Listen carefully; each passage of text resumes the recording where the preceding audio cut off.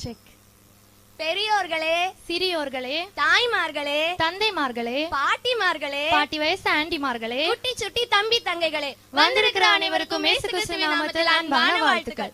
ரொம்ப நேரம் எல்லாம் இல்ல, just 4 minutes. ஹிந்து ஃப்ரெண்ட்ஸ்க்கு தீபாவளி, முஸ்லிம் ஃப்ரெண்ட்ஸ்க்கு ரம்ஜான், கிறிஸ்மஸ், கிறிஸ்டியன்ஸ்க்கு கிறிஸ்மஸ். அப்படியா? அப்படிதான்.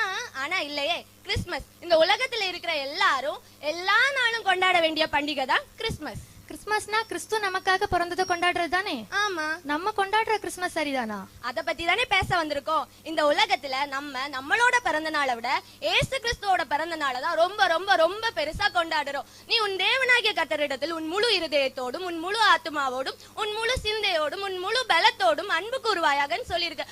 அதனால தானோ ஏன்னு தெரியல, நம்மளுடைய முழு பலத்தையும் நம்மளுடைய முழு ஈடுபாட்டையும் கொடுத்து ஏசு கிறிஸ்துவோட பிறந்த நாளை ரொம்ப ரொம்ப பெருசா கொண்டாடிட்டு வரோம். இயேசுவுக்கு அன்பான அதுவும் நெருக்கமான சிஷ்யனாகிய பேதுரு கிட்ட ஏசப்பா என்ன தெரியுமா கேட்டாங்க? நீ என்னிடத்துல அன்பா இருக்கிறாயா? அதுவும் 3 வாட்டி கேட்டாங்க. ஏன்னா அவருக்கே அவன் மேல டவுட், என் மேல அன்பா இருக்கிறானா அப்படின்னு. ஆனா நம்ம கிட்ட எல்லாம் ஏசப்பா கேட்கவே இல்லை. ஏன்னா நம்ம கொண்டாட்டத்தை பார்த்து அவருக்கு டவுட்டே வரல. புது ட்ரெஸ் வாங்கி, கேக் வாங்கி, அதை கட் பண்ணி ஊருக்கே கொடுத்து, ஸ்டார் போட்டு, லைட் போட்டு ரொம்ப ரொம்ப பெருசா நம்ம கொண்டாடுவோம். நீங்க ஒரு வசனம் சொன்னீங்க, உன் தேவனாகிய கர்த்தரிடத்தில் அப்படின்னு சொன்னீங்க.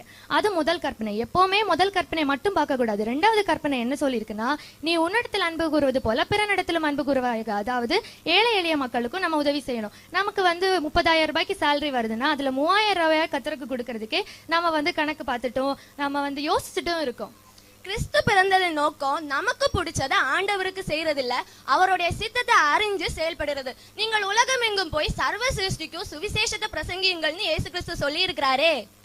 தேவதூதர்கள் தரிசனத்துல மேய்ப்பர்கள் கிட்ட என்ன சொன்னாங்கன்னா, சகல ஜனங்களுக்கும் சந்தோஷத்தை உண்டாக்கும் நற்செய்தியை உங்களுக்கு அறிவிக்கிறேன். அது என்ன நற்செய்தினா, எல்லாம் வல்ல இறைவன் இயற்கையோட சேர்த்து மனுஷங்களையும் படைச்சாரு. ஆனா அந்த மனுஷங்க பாவத்துக்கு மேல ஆசைப்பட்டு படைச்ச தேவனையே வேண்டான்னு சொல்லிட்டாங்க. அதாவது தனக்கு தானே ராஜாவா இருக்கணும்னு ஆசைப்பட்டாங்க. சாத்தான தனக்கு தலைவனா ஏத்துக்கிட்டு, தேவனுடைய வார்த்தையை மீறி விருப்பப்பட்டு, சாத்தானுடைய வலையில மாட்டிக்கிட்டு, பாவம் சொல்லக்கூடிய பொதருக்குள்ள சிக்கி தவிச்சிட்டு இருந்தாங்க. இப்ப ஆண்டவர் நினைச்சாலும் மனுஷங்க கிட்ட வர முடியல, மனுஷங்க நினைச்சாலும் ஆண்டவர் கிட்ட போக முடியல.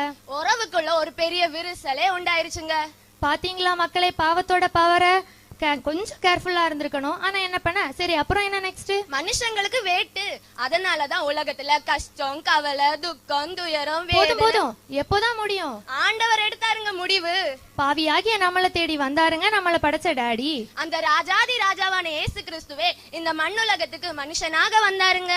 நாம செஞ்ச பாவத்தோட தண்டனையை தாமேல ஏத்துக்கிட்டு, சாத்தானுடைய வலையில மாட்டிக்கிட்டு தவிச்சுக்கிட்டு இருந்த பாவியாகிய நம்மளை தேடி வந்தாருங்க. பலியாகவே அவரை நமக்கு தந்தாருங்க. சிலுவையை எடுத்தாருங்க தோள் மேல. இந்த உலகத்தோட பாவத்தை சுமந்தாருங்க தான் மேல.